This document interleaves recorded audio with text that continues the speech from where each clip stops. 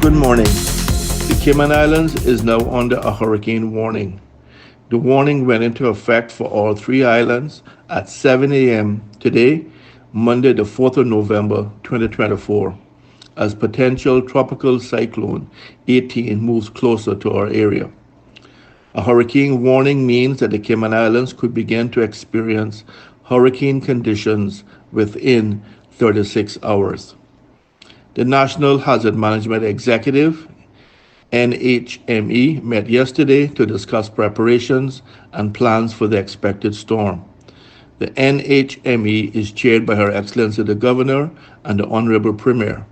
The meeting was attended by ministers, the Leader of the Opposition, and myself, Franz Manderson, Deputy Governor and Chair of the Hazard Management Council. On behalf of the government of the Cayman Islands, I encourage the community to use the daylight hours today to put all necessary preparations in place. I also remind everyone to closely monitor the ongoing development of this system. The broad area of severe weather continues to evolve and become better organized, so it's with an abundance of caution that we have issued this hurricane warning.